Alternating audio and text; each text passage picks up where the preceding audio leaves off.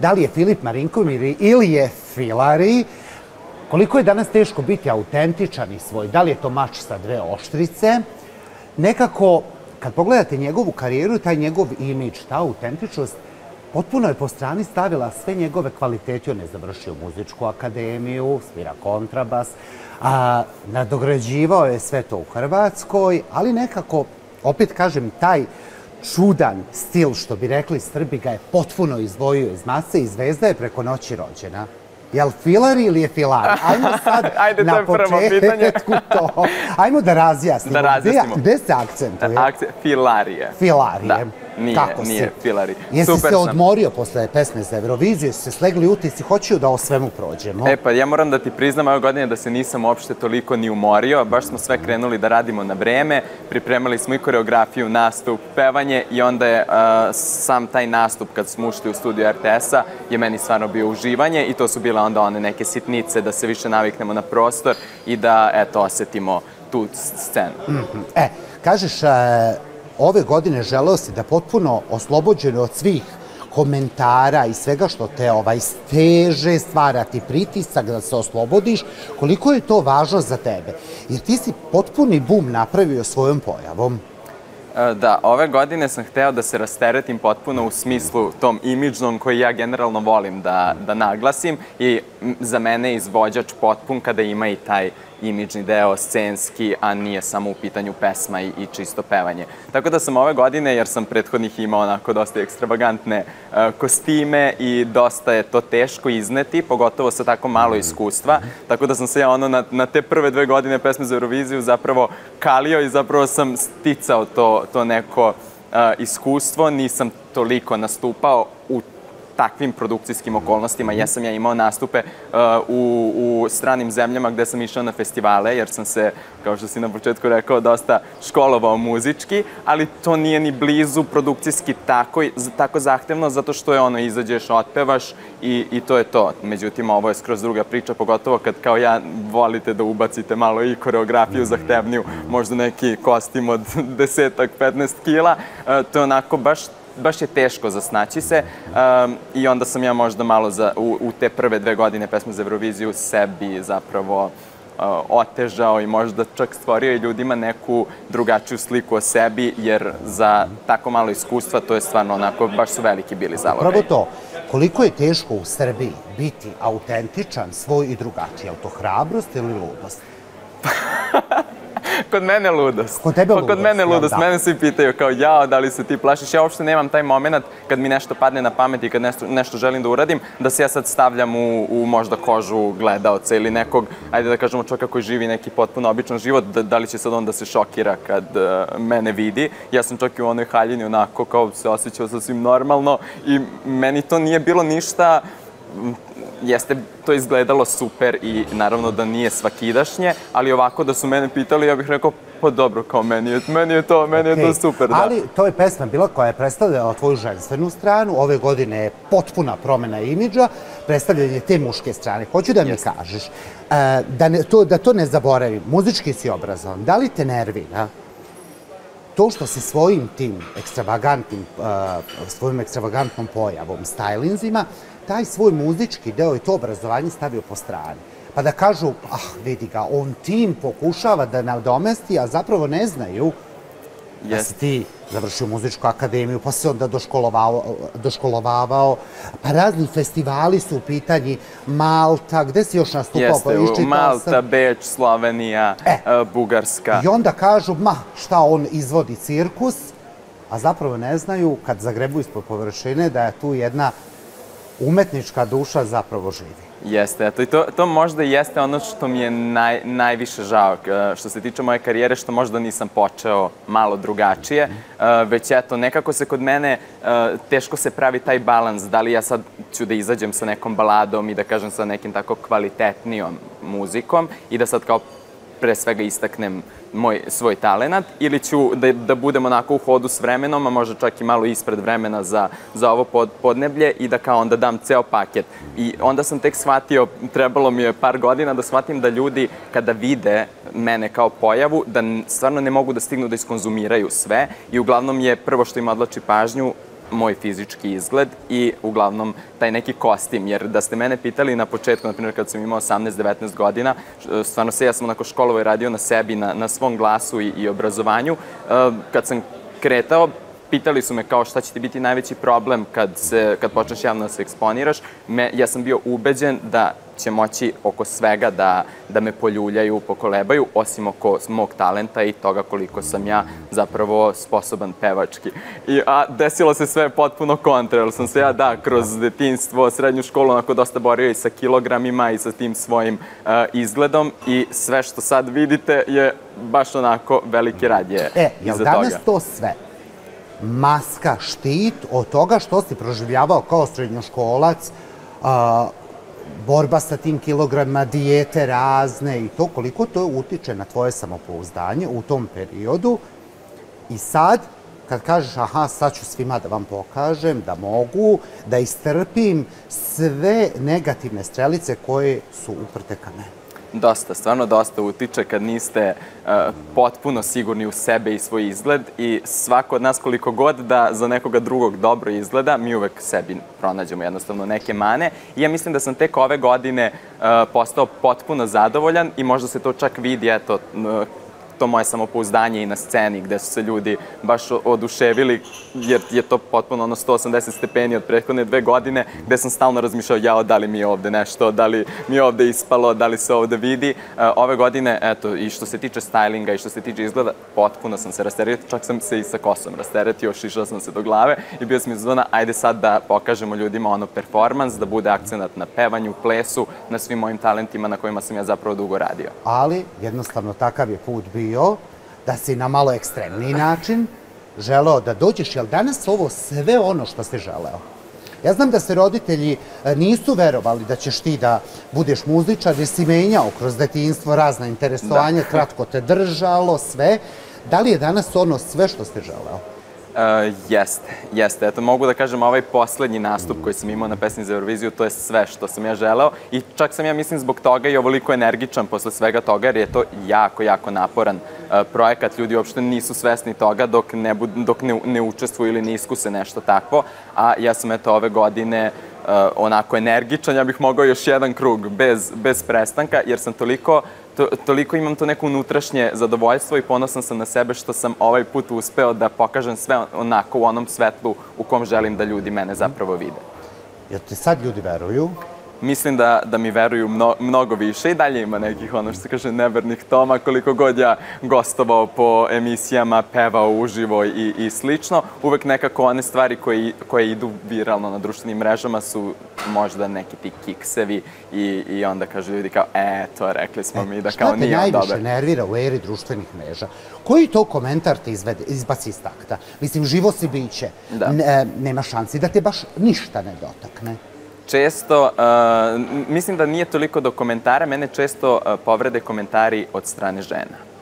Muškarci me onako uopšte ne dotiču i to mi je nekako jasno odakle proizilazi njihova nesigurnost, ali u 21. veku, 2025. godina, gde se žene bore i dalje za svoja prava, za svoj glas i za svoju reč, nekako me najviše povredi loš komentar od strane ženskih osoba, jer sam je zona kao, pa dobro, u sličnom smo sosu, kao svako se bori za nešto svoje i kao trebalo bi da postoji neko razumevanje da ja prepoznam njihovu borbu, one prepoznaju moju i da se tu kao zapravo zajedno držimo u nekoj borbi za neko bolje sutra i to je, eto, jedini, nije to kao neki konkretan komentar, ali više, eto, kad vidimo da je od strane ženske osobe, bude mi se zona kao ni ti nisi u nekom zavidnom položaju sada u 2025. godini, a kamoli ja, kao kako ne možeš da saosećaš. Je li danas teško imati svoje stavove, iznositi ih javno? Pesma Meet and Greet je, ima snažnu poruku, ti ćeš da nam objasniš o čemu, pa ćemo, ja znam šta je, ali volio bih za sve one koji ne znaju,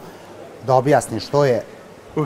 Ta tema, koliko, ne znam, eto, ti pitaš da li je to hrabrost ili ludost. To je bukvalno ludost gde ja o jednoj tako intimnoj temi za mene i za moj život pričam na tako vidljivoj platformi gde sam znao da će to videti onako baš dosta ljudi i da ću ja o tome morati da pričam. I eto, to je ta moja nepromišljenost gde mene to tek kasnije sačeka kada pričam sad, na primjer, u intervjuima, tek vidim koliko meni uopšte nije sve jedno da pričam o toj temi i da taj kao neki moj lažni osmeh koji imam, jer ja sam od onih osoba koje kada im kažete, ne znam, ne daj Bože, neko je preminuo, meni prvo krene kao odbrambeni mehanizam osmeh, da. I to sam shvatio da je to neki moj štit od svega kada je nešto neprijatno i nelagodno. Ja se zapravo smejem i onda gledam intervjue i kažem ja pričam o ovako važnoj temi, a smejem se, pomislit će ljudi kao da stvarno nije iskreno. Jer ta osvetnička pornografija nije ni malo za zezanje, ali ti želiš zapravo da pomogneš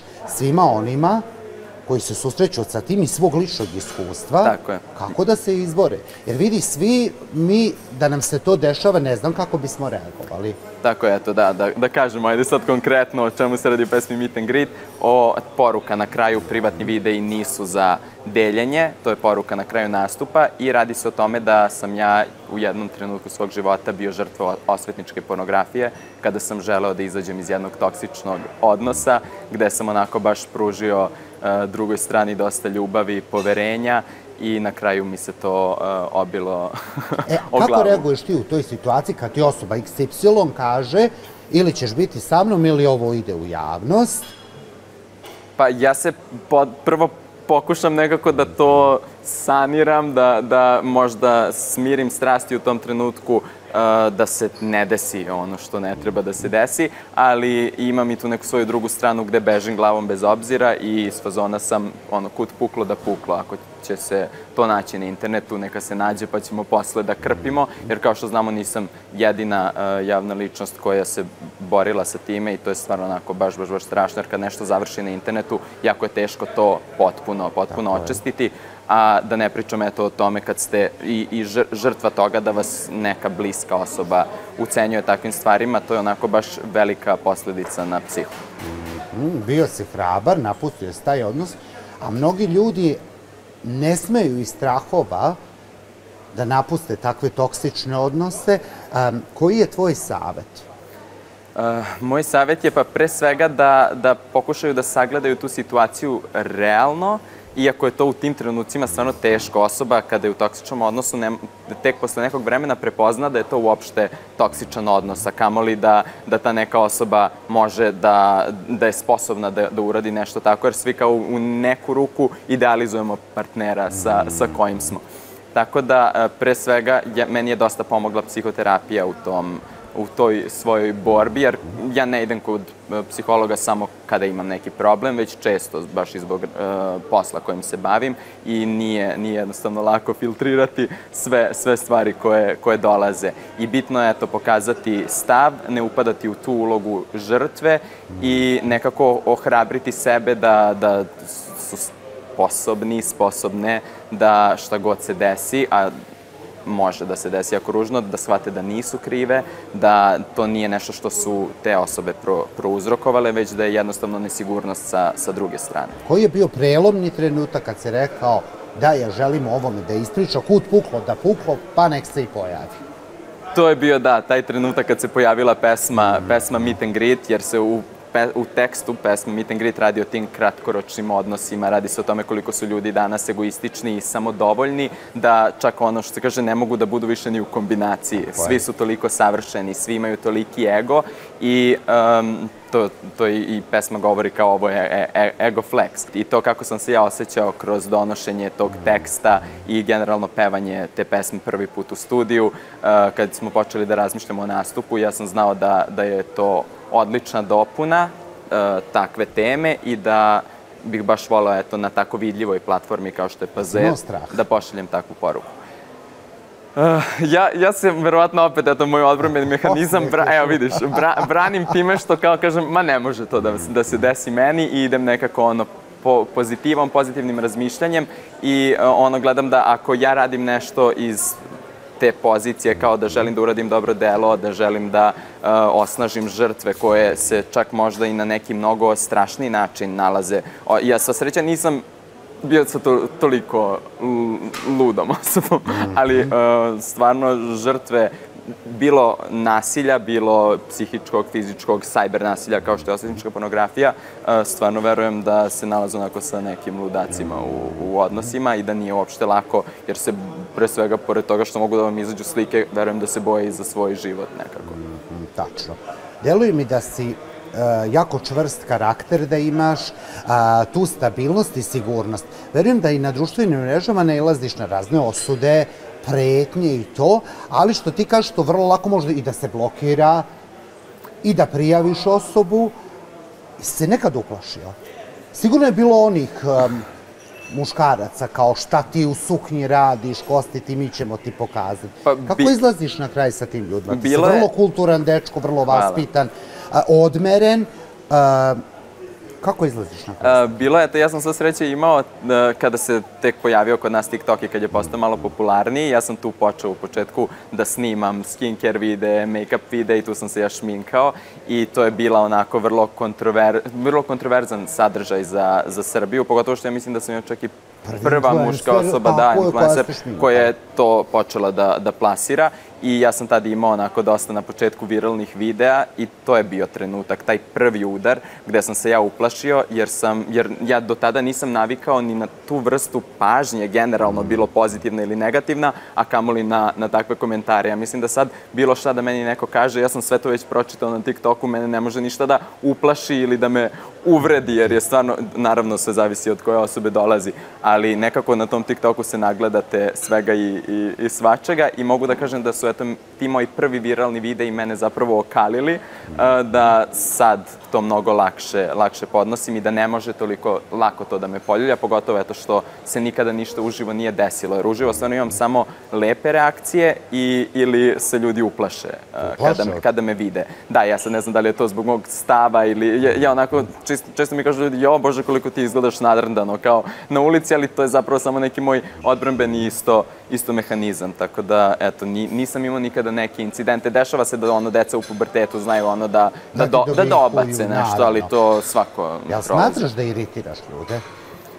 Pa smatram da iritiram, iako ne bih to, ne želim to. Nije moj cilj bio da ja budem u skandalima, da iritiram, ja sam stvarno želeo da nekako plasiram svoj talenat i ja sam mislio da će ljudi biti kao srećni i zadovoljni što se pojavio neko na sceni ko želi da vodi računa o svemu i ko želi da pruži jedan pun paket jednostavno publici. Porodica ti je velika podrška.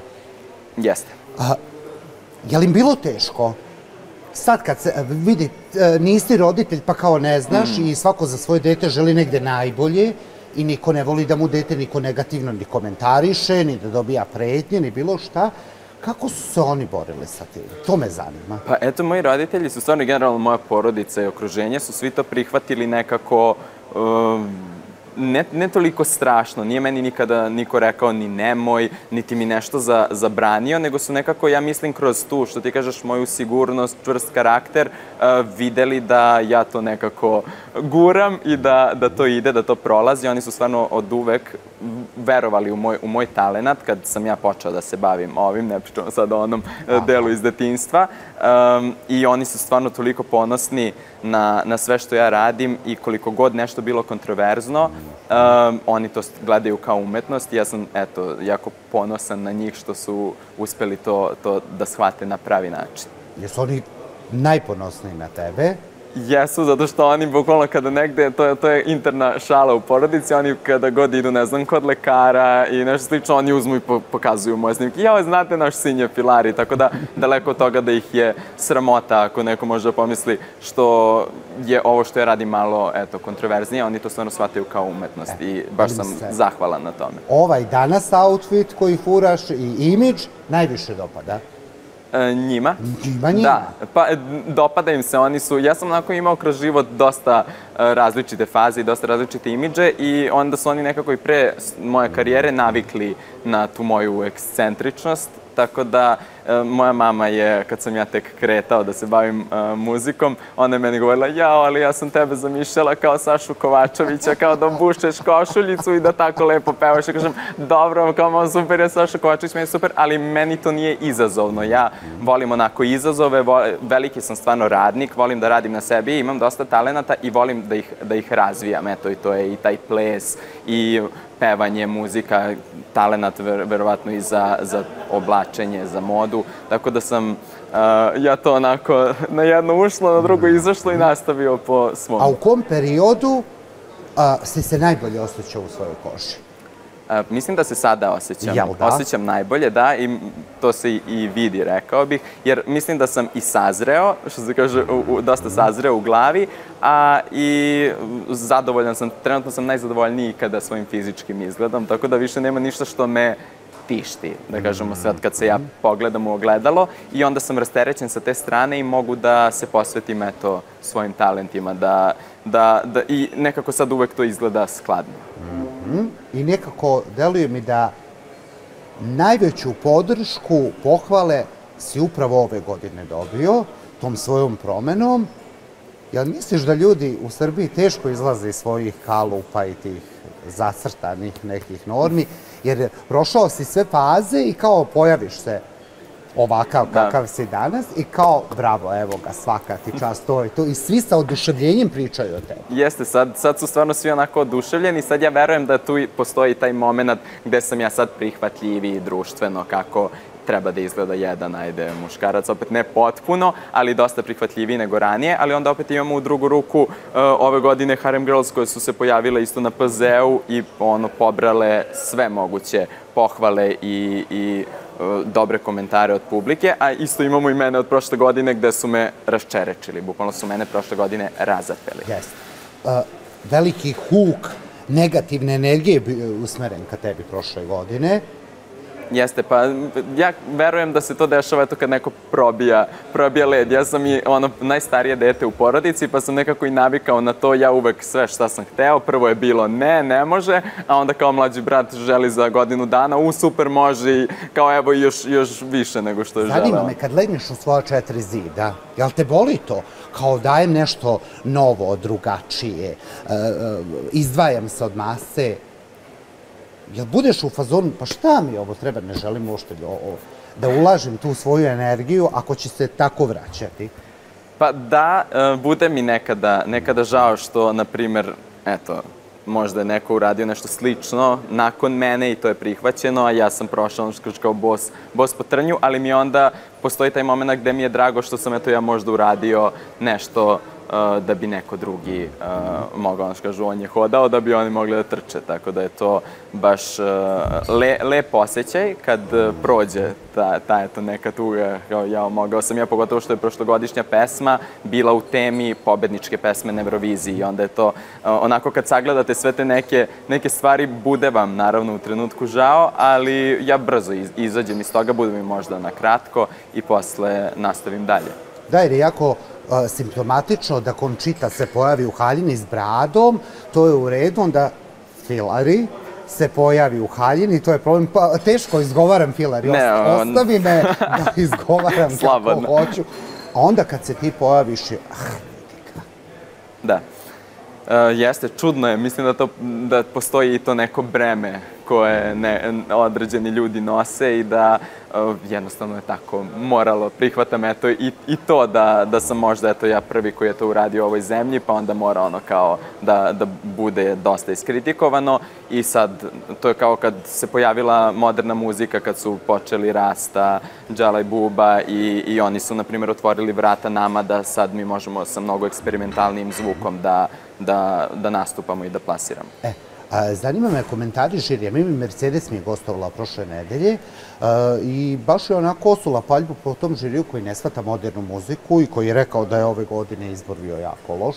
Kako ti gledaš na tu situaciju? Pa mogu da se složim sa svim što je ona rekla u vezi žirija. To je bilo onako baš i nekulturno od strane nekoga koji ima toliko godina, a i jako nepodstičuće, gde smo se kakav god da je bilo ko imao nastup, bilo izgledalo to kao 2 dinara ili 2 miliona, bukvalno nije važno. Svi smo mi tu 2 meseca i svi toliko radimo i toliko smo uložili i energije i sredstava i svega. Trudimo se i onda kao neko ko tu ima stvarno onako bitnu ulogu kao predsednik žirija, dođe i izvini se kao milionima ljudi koji gledaju, što je sve katastrofa.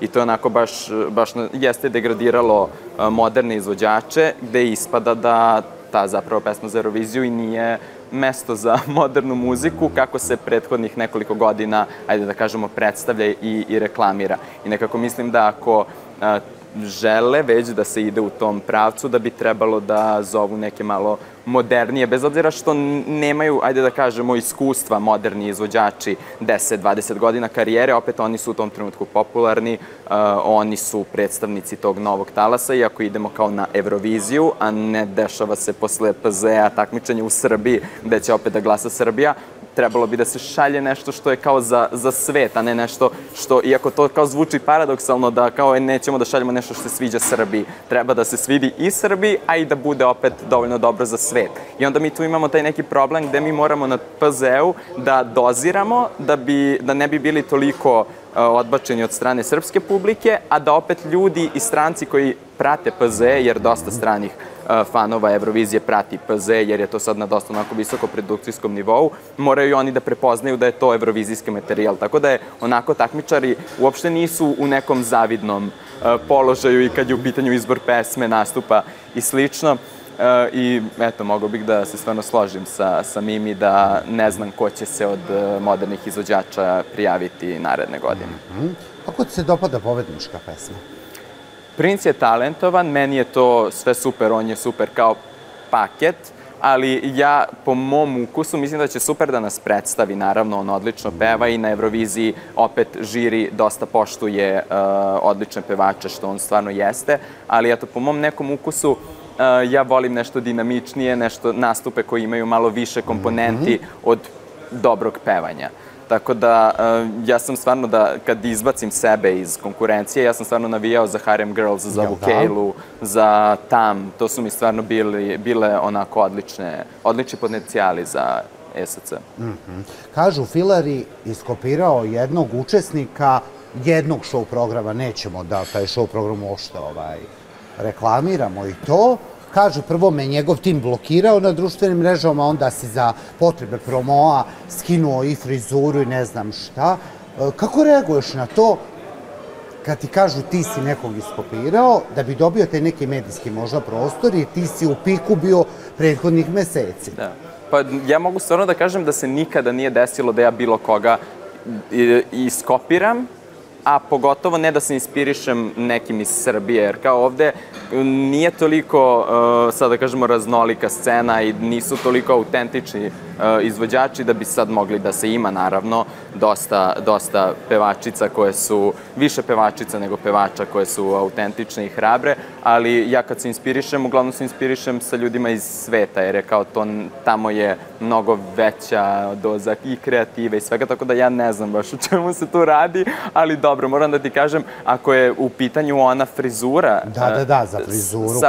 Sa leopardom, mislim, to kada uđete na Pinterest i ukucate ono man, DIY hair ili šta god, to je prva stvar koja izlazi. To je nešto najnekreativnije što sam ja mogao da uradim i to sam uradio iz razloga što je meni frizer 3 dana pred snimanje razglednice spalio teme. I ja svuda gde se nalazi ta leopard štrafta, ja tu svuda imam krastu i to je bio razlog zašto sam ja kamuflirao svoju kosu, jer to se ne poklapa toliko sa ovim imidžom novim koji furam, ali bilo ili da stavim kapu ili maramu ili da eto tako nešto zamaskiramo, a bio sam znao kao tek se sad pojavljam s novim imidžom, nikako ne ide da stavim kao kapu sad na glavu, tako da smo mi uradili kao taj leopard print samo da bismo sakrili kraste, jer ta razglednica nije bilo mogućnosti da se pomeri snimanje dok se oporavi. 3 puta si bio na takmičenju za pesmu Eurovizije. Da li bi se opet prijavio? Ovog puta se nisam ja prijavio. To je tim. Pozdrav. Bukvalno, pozdrav. Tada nije bio pozdrav, tad je bio haos kad su to uradili, ali sad im hvala, jer sam eto... Ostala mi je sada pesma za Euroviziju u jako lepom sećanju i nemam nikakvu traumu.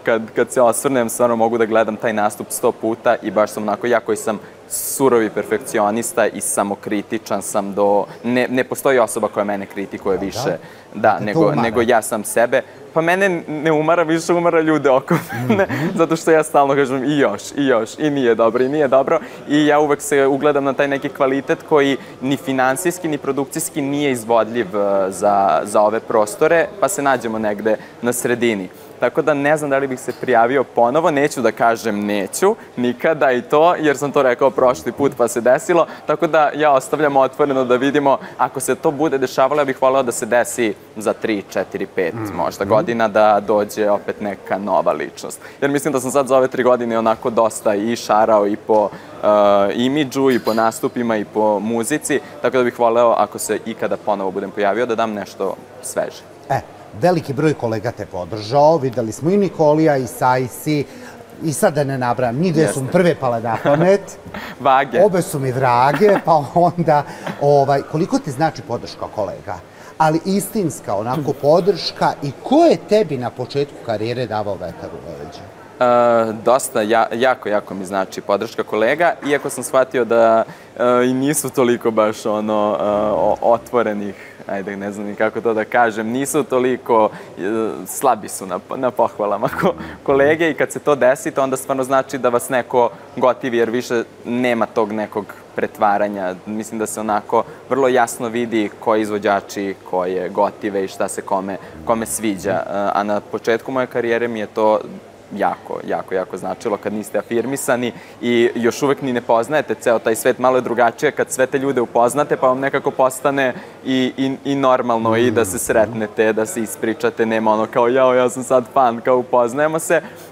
To mi je na početku onako bilo baš i baš mi je značilo. Na početku su me takođe podržale dosta Anđelina, Sajsi, Edita. Imam čak, Edita mi je poklonila i jednu pesmu.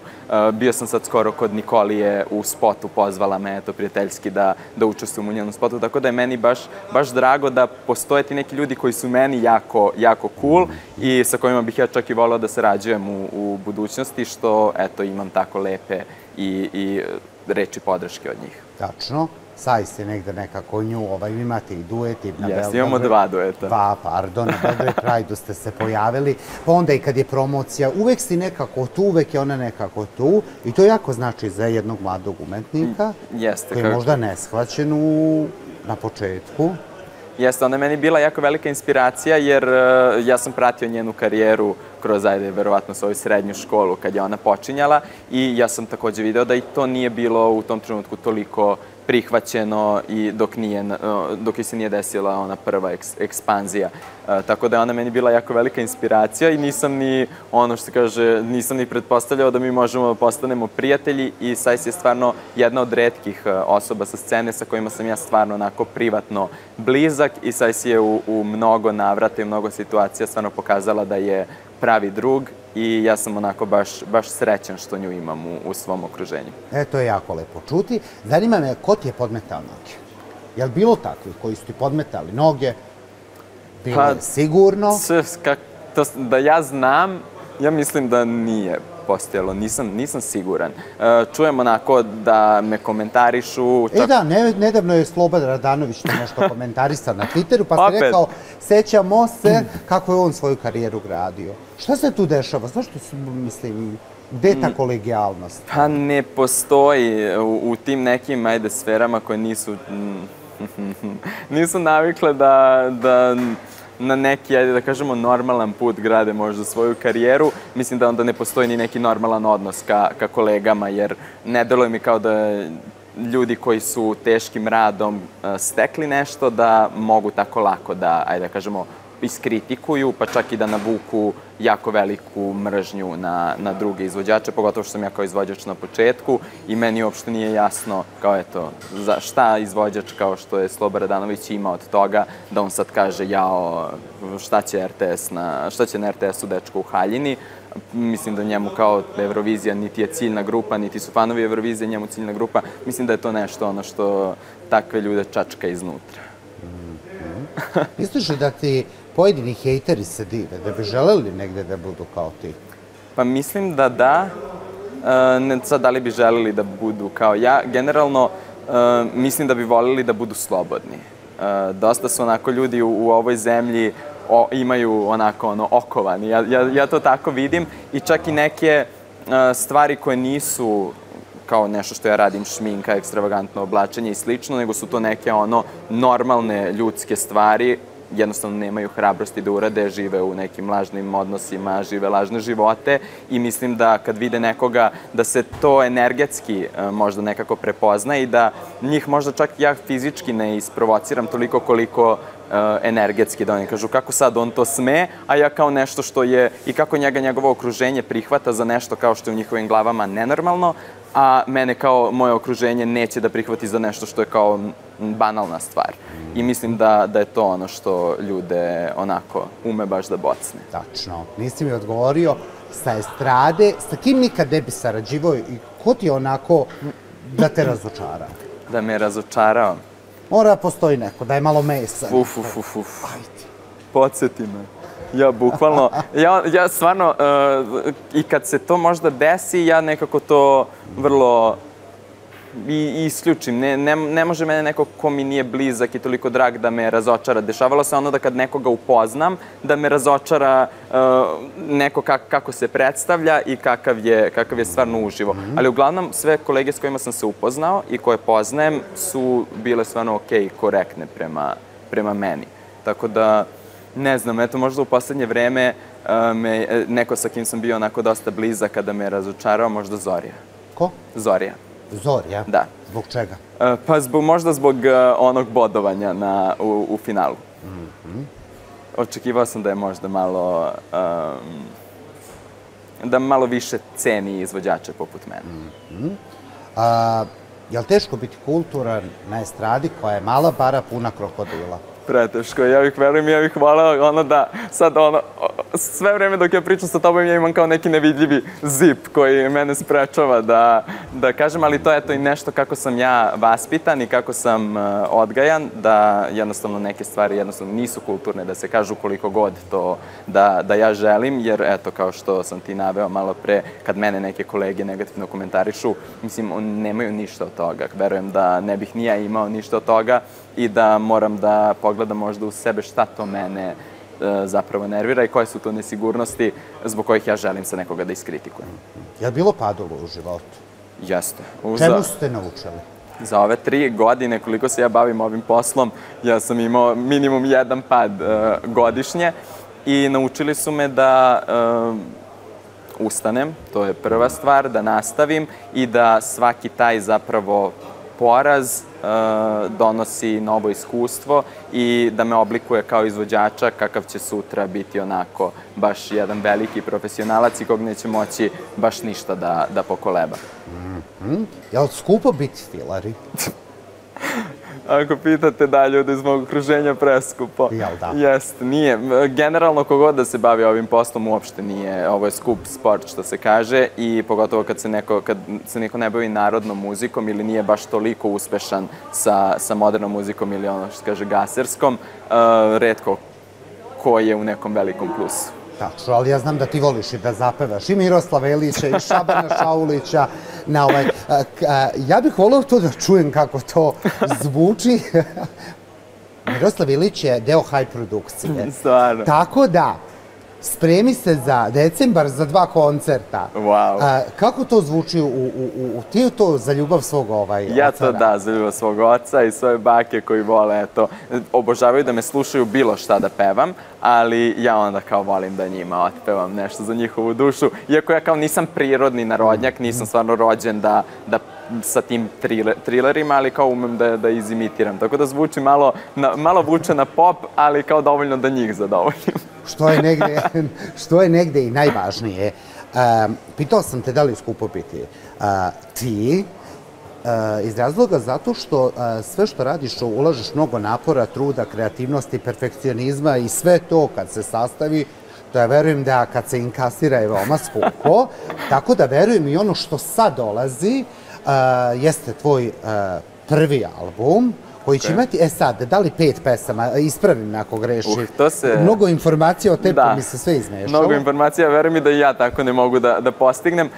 Na albumu kompozitor i tekstopisac je Ljubomir Stefanović, LJUBBA, naš poznati reditelj, koji u slobodno vreme piše muziku i jako je talentovan za to. I on je napisao prvo EP sa 5 pesama, na tom EP-u je bio i Meet and Greet koji je bio na pesmi za Euroviziju. I mi smo onako polako počeli da pripremamo to kao EP. I tako su oni uspeli mene da prijave da ja to ne znam, tako što smo mi imali već pripremljene pesme za proleće. Tako da Ljuba onako, jer se mi upoznajemo malo bolje kroz ovaj rad i kroz sve kako snimamo naredne pesme i on se svaki put sve više oduševi šta ja to sve mogu i u studiju i sad kad je video ovaj projekat, nije sad očekivao da to sve bude na ovom nivou i njega to dodatno inspiriše da nastavlja da piše. Tako da je Ljuba napisao još 5 pesama i na kraju će to biti album. Tako da neće biti EP, već će biti album i ja se nadam da ćemo stići da ga završimo do juna, maja, juna, s obzirom da sad imamo još 3-4 pesme koje treba se završiti. Je li težak proces sad stvaranja? Kako će to sve da se plasira? Kako će da izgleda? Jeste. Verujem da ti nije lako, znaš, da pomeraš te svoje granice. Da, nije mi lako, pogotovo što su stvarno pesme onako i moderniji je zvuk, nešto što nije uobičajeno ovde kod nas. Mogu kažem slobodno, imamo neki novi zvuk, imamo jako eksplicitne tekstove, isto kakve muškarci kod nas ne pevaju. Tako da se nadam da ćemo uspeti to sve da upakujemo dobro i da će publici da se svidi. S obzirom da su dobro reagovali na Meet and Greet, rekao bih da su čak neke pesme i bolje od Meet and Greeta, ali nisu bile baš za PZ, s obzirom da je naziv Meet and Greeta zapravo bio Ego i to je i naziv tog albuma, tako je. Mi smo morali malo to da modifikujemo zbog pravila Eurovizije, RTS-a, jer kad bi neko malo stariji sede u žiriju, ja kad bi mu pevao ovo je Ego on bi se prekrstio verovatno i dao bi mi nulu. Tako da smo morali malo da prilagodimo i verujem da ljudima fali malo tih eksplicitnih tekstova na ovaj neki suptilniji način iz muške energije, jer vidim da su to komentari koje dobijam na Meet and Greet. Hoće li biti saradnja, neki dueti? Ili to kriješ? Krijem, vešto ću to da sakrijem. Kako sam osetio da ćeš imati 100% neki duet? Vešto ću to da sakrijem. Bilo muško ili žensko? Ajde, možemo to otkriti. Žensko. Žensko. Žensko. Nije Sajsi. Nije Sajsi. Dobro, što mi se već ima. Da, bilo bi previše, sad je i treća. Je li popularna? Popularna je i mlada. I mlada. Da. Hoće li biti veliki hit? Trebalo bi da hoće, ne znam kako se ta pesma zove. Mislim, i dalje o nazivima pesama diskutujem, ali ta pesma se zove Muže ložnik. Kako? Muže ložnik. Opa. Da, eto, to ću ti reći. To je sve. Mislim da sam ti dovoljno rekao. Jes. Hvala ti na tome. Šta bi ovaj sad Filari poručio sebi onom od pre 3 godine? Da nikada nestane, da nikada ne izgubi nadu u sebe, da se rad itekako uvek isplati, i to vredan i težak rad, i da u trenucima kad deluje da sve propada i da se raspada, da je samo važno ostati pribran i verovati u sebe i nekako to sve na kraju dođe na svoje i izniveliše se, ono što se kaže, na jednu stranu izgubiš, na drugoj dobiješ. Tako da je to stvarno nešto u što ja verujem, u taj to balans u univerzumu, ako to može da se kaže, i da ako si ispravan, ako radiš lepe stvari, pomažeš ljudima i ne podmećeš nogu, da će ti se tako lepo i vratiti. Jesu ti se očekivanja odbijala nekad do glavu? Uvek. I to je glavni razlog zašto ja nisam želeo ponovo da se prijavim za PZ, jer kao i svako ko se prijavljuje, ja imam taj takmičarski duh, jednostavno, ja kad igram i društvenu igru, ja se naljutim. Mislim, ne naljutim se, ali iznerviram se kad ne pobedim, tako da ja imam taj takmičarski duh i ta očekivanja samo mogu, eto, kasnije da vas slome, da izgubite energiju i da ne mogu ništa dobro da donesu. Tako da sam ja morao za ovaj PZ to da isključim i to video sam sad ovaj put koliko je to zapravo onako i oslobađajuće i lako. Lako. Filipe, da te pozovem za narednih 5 godina u ovu emisiju, šta bi volio da mi ispričaš da ti se desi? Šta bih voleo da ispričam? Da ti se desilo i da ti se dešava. Pa voleo bih možda da ti dođem iz neke inostrane zemlje. Jel da? Jel to ti cilj? Jeste. to mi jeste definitivno cilj. Ali eto, dešava se i ovde paralelno. Ja bih voleo da možda počnem da radim i na nečemu internacionalnom, pa vidjet ćemo, to su samo ono što kaže želje. Želje. Hvala ti na divnom razgovoru, želim ti da ostaneš tako prizeman, kulturan, normalan i da te ništa ne promeni da slediš svoj cilj. Nadam se da ti je bilo lepo u ovom času. Hvala ti mnogo, ja sam uživao, baš sam ono kao da nema ovde ničega oko nas, da smo mi popričali lepo. Družit ćemo se mi još kad bude album, verujem da ćeš nas zvati na promociju. Naravno. Hype televizija je tu, da podrži mlade umetnike, a tebi želim svu sreću, šta drugo da ti kažem? Hvala ti mnogo, eto, ja sam stvarno uživao. Hvala ti.